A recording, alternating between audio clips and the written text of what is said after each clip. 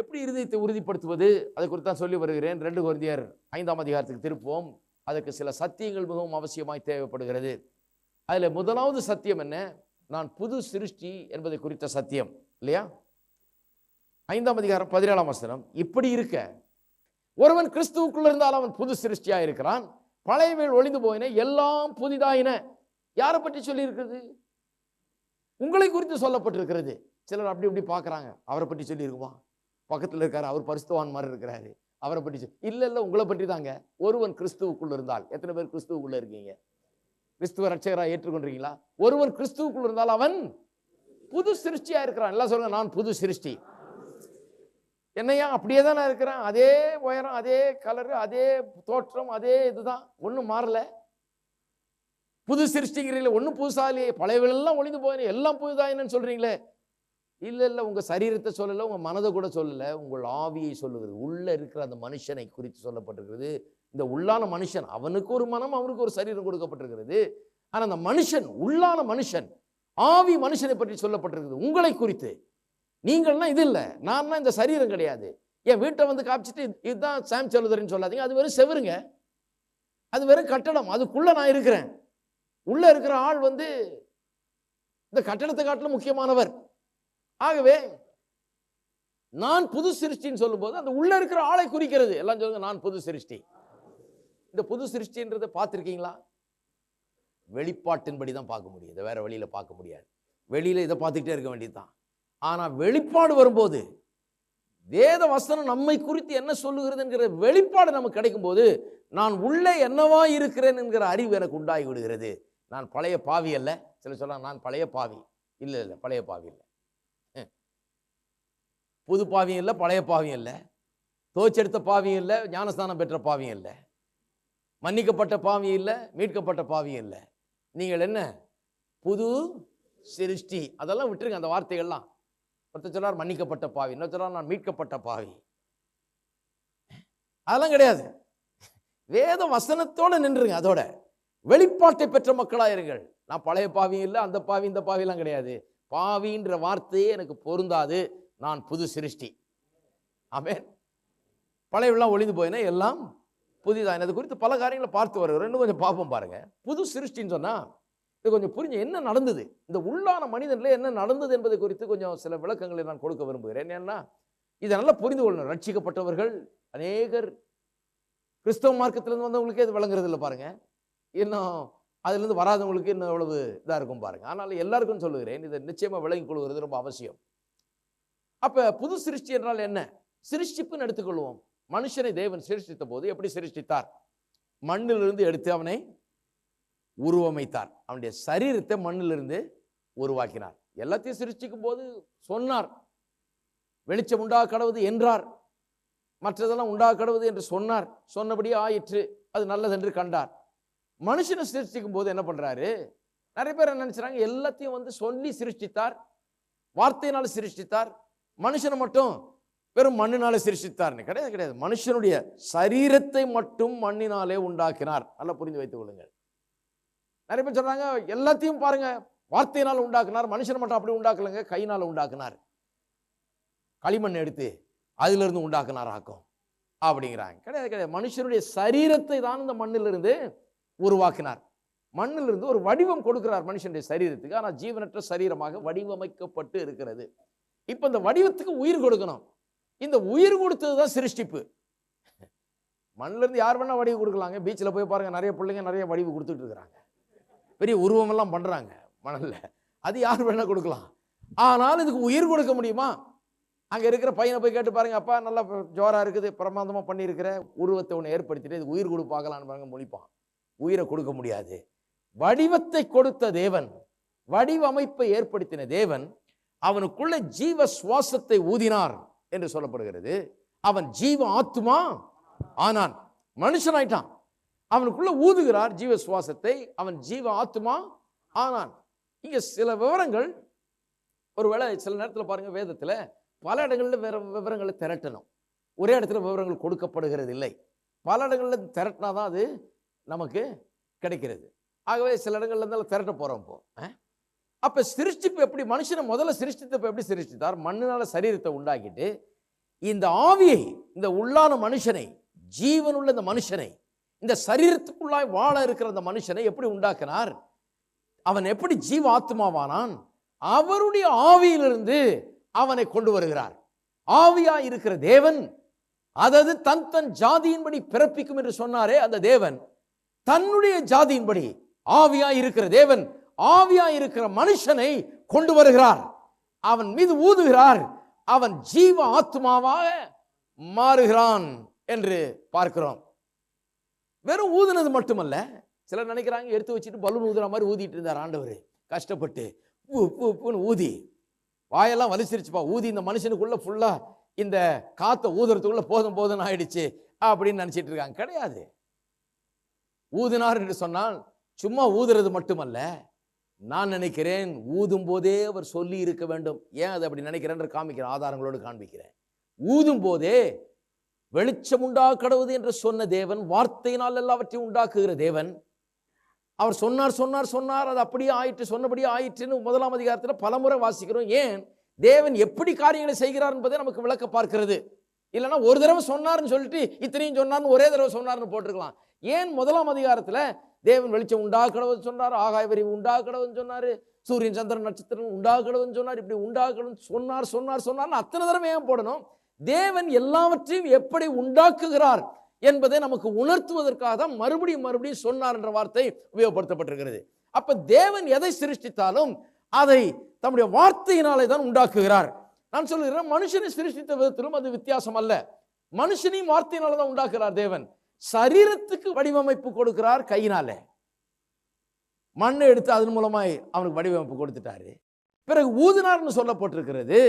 ஆனால் சொல்லுகிறேன், ஊதினது மட்டுமல்ல, நான் நினைக்கிறேன் அவர் என்ன சொல்லியிருப்பார்? ஊதி ஜீவ ஆத்மாவாக ஆகு, மனுஷனே தேவனுடைய சாயலில் இருக்கிற மனுஷனாக மாறு, ஜீவனை பெற்றுக்கொள், ஜீவனை உடையவனாக இரு, தேவனுடைய ஜீவனை உடையவனாக இரு என்று அவர் பேசி இருப்பார். அவர் சொன்னதுல தான் அவன் அப்படி ஆனான் என்று நான் நம்புகிறேன். இது எப்படியா நம்பலாம் சொல்லலாம்? எல்லாத்தையும் அப்படிதான் செய்கிறார் ஆண்டவர். நான் காண்பிக்கிறேன். முதல் சிருஷ்டிப்பு அப்படி நடந்தது. சரி, மனுஷன் பாவத்தில் விழுந்துடுறான். விழுந்த பிறகு இப்போ 2வது சிருஷ்டிப்பு, இந்த புது சிருஷ்டிப்பு. ஒருவர் கிறிஸ்துவுக்குள் இருந்தாலும் அவன் புது சிருஷ்டியா இருக்கிறான்னு சொல்லப்பட்டிருக்கிறது அல்லவா? இந்த புதிய சிருஷ்டிப்புங்கிறது இன்னொரு சிருஷ்டிப்பு. அப்ப இந்த சிருஷ்டிப்பை பார்த்தா அந்த சிருஷ்டிப்பு அப்படின்னு வழங்கிடும். ஏன்னா இந்த சிருஷ்டிப்பு எப்படியோ அப்படிதான் அந்த சிருஷ்டிப்பும் இருந்திருக்க வேண்டும். சிருஷ்டிப்புனா ஒண்ணுதான். ஆகவே இந்த புது சிருஷ்டிப்பு எப்படி உண்டானது என்பதை நாம் இப்பொழுது பார்ப்போம். இந்த புது சிருஷ்டிப்பு என்பது பாருங்க, பாவத்தில் விழுந்து போன மனுஷனை புதிதாக சிருஷ்டிப்பது. பாவத்தில் விழுந்து போனதுன்னா என்ன? மனுஷன் பாவத்தில் விழுந்தான்னா என்ன ஆச்சு? கர்த்தர் சொன்னாரு, இந்த விலக்கப்பட்ட கனியை நீ புசிக்கிற அந்த நாளிலே சாகவே சாவாய். செத்தானா? விழுந்து சாகலை. அதுக்கப்புறம் எத்தனையோ நூற்றுக்கணக்கான ஆண்டு உயிரோடு இருந்தான் இருக்குது வேதத்தில் இல்லையா? அன்றைக்கே சாவான்னு சொல்லியிருக்க, அன்றைக்கே சாகலையே, அன்றைக்கே செத்தான். எந்த விதத்தில் செத்தான்? சாவு என்கிறது வெறும் சரீர சாவு மட்டும் நம்ம எண்ணி பார்க்கக்கூடாது. மரணம் என்கிறது சரீர பிரகாரமாக மட்டுமல்ல, ஆவியிலையும் ஒரு மரணம் இருக்கிறது. அதான் கவனிங்க. மரணம்னா என்ன? சரீர மரணம்னா என்ன? சரீரத்திலிருந்து ஆவி பிரிந்து போயிடுது. ஆள் போயிட்டாரு, உள்ள யாரும் இல்லை, அதான் மரணம். சடலம் மட்டும் இருக்குது, ஆளுடைய சரீரம் மட்டும் இருக்குது, ஆள் போயாச்சு, வெக்கேட் பண்ணிட்டு போயாச்சு, அதுதான் மரணம் இல்லையா? அப்ப அதுதான் சரீர மரணம். ஆவிக்குரிய மரணம் அதுதான் நடந்தது அங்க ஏதேன் தோட்டத்தில். சாகவே சாவான்னு சொன்னாரா? அப்ப அன்னைக்கே அவன் செத்து இருக்கணும். எப்படி செத்தான்? ஆவிக்குரிய மரணத்தை அவன் அடைந்தான் என்று வேதவசனம் போதிக்கிறது. அந்த ஆவிக்குரிய மரணம் எப்படிப்பட்டது? சரீர மரணத்தில் ஆவி சரீரத்தை விட்டு போயிடுது. ஆவிக்குரிய மரணத்தில் மனுஷன் தேவனிடத்திலிருந்து துண்டிக்கப்படுகிறான். சோ மரணம் என்று சொன்னால், டெத் என்று சொன்னால், இட் இஸ் a separation. மரணம் என்பது ஒரு பிரிவு. சரீர மரணத்திலே ஆவியும் சரீரமும் பிரிந்து விடுகிறது, அதான் சரீர மரணம். ஆவிக்குரிய மரணத்தில் தேவனும் மனிதனும் பிரிந்து விடுகிறார்கள். there is a separation of man from God. அதுதான் சரீர பிரகாரமான மரணம், பிரிவுதான். சரீர பிரகாரமான மரணமும் பிரிவுதான், ஆவிக்குரிய மரணமும் ஒரு பிரிவுதான். அங்க வந்து ஆவி பிரிஞ்சிருது சரீரத்தை விட்டு, இங்க வந்து மனுஷன் தேவனிடத்திலிருந்து பிரிந்து விடுகிறான். பிரிந்த நிலையிலே வாழ்ந்து கொண்டிருக்கிறான். மனுஷன் ஆவிக்குரிய மரணத்தை அடைந்து விட்டான், பிரிந்த நிலையிலே வாழ்ந்து கொண்டிருக்கிறான். தேவனோடு தொடர்பு இல்லை, தேவனோட ஐக்கியம் இல்லை, காலாகாலமாக தலைமுறை தலைமுறையாக இப்படியே வாழ்ந்து கொண்டிருக்கிறார்கள். அப்பதான் இயேசு வர்றார். இயேசு வந்தால் விசித்திர வினோதமானவராக இருக்கிறார். ஏன்னா மனுவர்க்கம் முழுவதும் இப்படி ஆதாமுக்கு பிறந்தவர்கள். ஆதாமுக்கு பிறந்தவர்கள் அவன் என்ன ஆவிக்குரிய நிலையில் இருக்கிறானோ அதே ஆவிக்குரிய நிலையில் தான் இவர்களும் இருக்கிறார்கள். என்ன ஆவிக்குரிய நிலை? செத்த நிலை. அதனால தான் எபேசியர் 2:1 சொல்லப்பட்டிருக்கிறது, அக்கிரமங்களிலும் பாவங்களிலும் மரித்து கிடந்த உங்களை அவர் உயிர்ப்பித்தார். உயிரோடு இருக்கிற ஜனங்களை பார்த்து பேசுறாரு, விசுவாசிகளை பார்த்து சொல்றாரு, அக்கிரமங்களிலும் பாவங்களிலும் மரித்து கிடந்தீர்கள். நீங்கள் ஒரு செத்த நிலையில் இருந்தீங்க ஆவிக்குரிய விதத்தில், உங்களை அவர் உயிர்ப்பித்தார் என்று சொல்லுகிறார் இல்லையா? அப்ப கொஞ்சம் எண்ணி பார்க்க வேண்டும். இயேசு வருகிறார், அவர் மட்டும் உயிர் பெற்ற நிலையில் இருக்கிறார், ஆவியிலே உயிர் பெற்றவராக இருக்கிறார். இந்த பூமியிலே ஒரே ஒரு மனுஷன் 2000 ஆண்டுகளுக்கு முன்பதாக, விசித்திர வினோதமான ஒரு மனுஷன், மாம்சமும் ரத்தம் இருக்குது, எலும்பு இருக்குது, அவருக்கு எல்லாம் இருக்குது மனுஷனை போலவே. ஆனால் தேவனோடு கூட ஒரு தொடர்பு இருக்கிறது இவருக்கு. எந்த மனுஷனுக்கும் இல்லாத ஒரு தொடர்பு இந்த மனுஷனுக்கு தேவனோடு இருக்கிறது. அவர் எல்லாம் ஆண் பார்க்குறாங்க, அவர் ஜெபம் பண்றது அவர்களுக்கு ஆச்சரியமா இருக்கு. என்ன சர்வசாரமா பேசுறாரு, அப்பா பிதாவின்னு கூப்பிடுறாரு, அவர் கேட்கறதெல்லாம் கிடைக்கிறது. அவர் ஜெபம் பண்ணும்போது சொல்றார், தேவனே என்னுடைய ஜெபத்தை எப்போதும் நீர் கேட்கிறீர் தெரியும், ஆனா இவங்களுக்கு தெரியணுமே ஜெபிக்கிறேன்றார். என் ஜெபத்தை எப்பவுமே நீர் கேட்கிறீர், ஆனா கேட்கிறீர்னு இவங்களுக்கு தெரியாது, அவருக்கு நிச்சயமா தெரியுது கேட்கிறாருன்னு சொல்லி. அப்ப பாருங்க, அவர் தேவனோடு ஒரு தொடர்போடு வாழுகிறார். கல்வாரி சிலுவையில போய் மரிக்கும் போது என்னவானார்? நமக்காக பாவமானார். நல்ல கவனிங்க, இப்போ பாவமானார் இல்லையா? பாவமானார்னா நம்மை போலானார். நம்மை போலானார்னா நாம் எப்படி இருந்தோம்? தேவனை விட்டு துண்டிக்கப்பட்டவர்களாக இருந்தோம். அதே காரியம் அவருக்கு நடந்தது கல்வாரி சிலுவையில.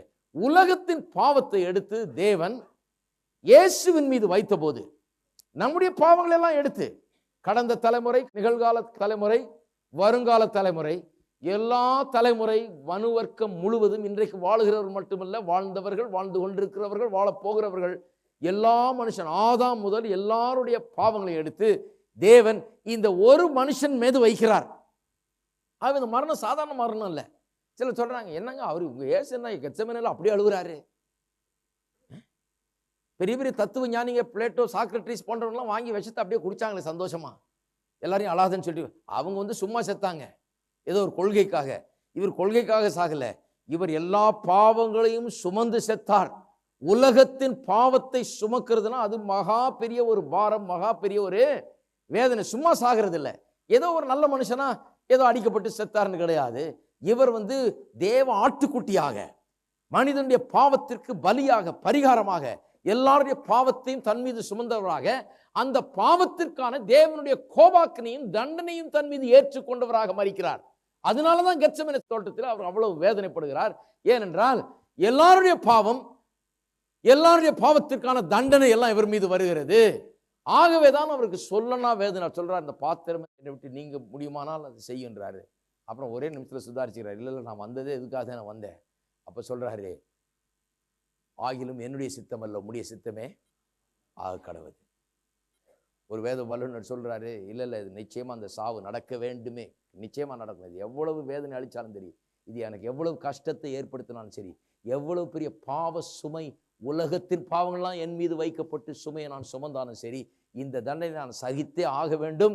ஏனென்றால் அப்பொழுதுதான் மீட்பு உண்டாக முடியும், வேற மீட்பு கிடையாது. அதனால தான் சொல்றார் பேதுரு, இவருடைய நாமத்தினாலே அன்றி வேறொரு வழியில் மீட்பு கிடையவே கிடையாது என்று சொல்லி. அப்ப கல்வாரி சிலுவையில் மரிக்கும் போது எல்லா உலகத்தின் பாவத்தையும் அவர் ஏற்றுக்கொண்டார், அதுக்கான தண்டனை ஏற்றுக்கொண்டார்.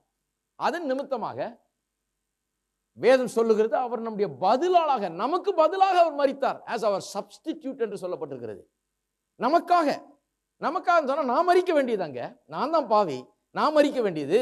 ஆனா எனக்கு பதிலாக என்னுடைய பாவங்களை ஏற்றுக்கொண்டு அவர் கல்வாரி சிலுவையில மரித்தார். இதுதான் கல்வாரி சிலுவையில் நடந்தது. அப்ப நான் பாவின்னா நான் எந்த நிலையில இருந்தேன்? தேவனை விட்டு துண்டிக்கப்பட்ட நிலையில இருந்தேன். கல்வாரி சிலுவையில தொங்கின அவர் அந்த க்ஷணப்பொழுதிலே, என்னுடைய பாவத்தை சுமந்த மாத்திரத்திலே தேவன் தம்முடைய முகத்தை அவரை விட்டு திருப்பி கொண்டார் என்று வேதம் சொல்லுகிறது. இவர் கதறுகிறார், என் தேவனே, என் தேவனே, என்னை ஏன் கைவிட்டீர் என்று கத்துகிறார். தேவன் முகத்தை திருப்பி கொண்டார். ஆபகுக்கு 1:13 சொல்லுகிறது, பாவத்தை நோக்கி பார்க்காத சுத்த கண்ணர் அவர். அவ்வளவு பரிசுத்தமான தேவன், பாவத்தை நோக்கி பார்க்க முடியாதவர். இயேசுவை இப்பொழுது நோக்கி பார்க்க முடியவில்லை. அவர் நேசிக்கிற இந்த குமாரனை, தன்னை பிரியப்படுத்துகிற இந்த குமாரனை, தான் வெகுவாய் நேசித்து இந்த பூமிக்கு அனுப்பின இந்த குமாரனை கல்வாரி சிலுவையில தொங்கிற போது அவர் நோக்கி பார்க்க முடியவில்லை. ஏனென்றால் பாவமே உருவாக அங்க தொங்குகிறார். பாவத்தை சுமந்தவரா தொங்குகிறார். பரிசுத்த தேவன் பாவத்தை நோக்கி பார்க்காத சுத்த கண்ணன். இவரை பார்க்க முடியாமல் முகத்தை திரும்பி கொள்ளுகிறார். அங்கே இயேசு கதறுகிறார், என் தேவனே, என் தேவனே, ஏன் என்னை கைவிட்டீர்? ஏன் திருப்பி கொண்டார்? இனி ஒருபோதும் எந்த மனுஷனுக்கும் தன்னுடைய முகத்தை அவர் திருப்பிக் கொள்வதில்லை. இயேசு ஒருவருக்கு மட்டும்தான் திருப்பினார். அவர் இயேசுவை விட்டு முகத்தை திருப்பினது எதற்காக? அவர் பாவங்களை சுமந்து தீர்த்த பிறகு உங்களை நீதிமான் என்று அறிவித்து விட்டு அதன் பிறகு எல்லா நேரத்திலும் எல்லா காலத்திலும் எந்த சூழ்நிலையிலும் ஒருபோதும் உங்களை விட்டு விலகாதவராய், உங்களை கைவிடாதவராய், உங்களை நோக்கி பார்க்கிறவராய், இரக்கத்தோடும் மன உருக்கத்தோடும் பார்க்கிறவராய் இருக்கும்படியாக தான் தன்னுடைய முகத்தை அன்றைக்கு அவரிடத்திலிருந்து மட்டுமே திருப்பிக் கொண்டார். ஆகவே இன்னைக்கு கிறிஸ்தவ ஜனங்க சிலர் பண்றதெல்லாம் தப்பு பாருங்க. கர்த்தாவே முகத்தை ஏன் திருப்பி கொண்டீராண்டவரே? அவர் திருப்பிக்கிறது இல்லைங்க. உங்களை பார்த்து முகத்தை அவர் திருப்பிக்கிறது கிடையாது. உங்களை நோக்கி பார்க்கிறார். அவருடைய கண்கள் பூமி எங்கும் உலாவிக் கொண்டிருக்கிறது. யாருக்கு நன்மை செய்யலாம் என்று அவர் தேடிக்கொண்டிருக்கிறார். உங்களை நோக்கி பார்த்து கொண்டு இருக்கிறார். இதுதான் கல்வாரி சிலுவையில் நடந்தது பாருங்க.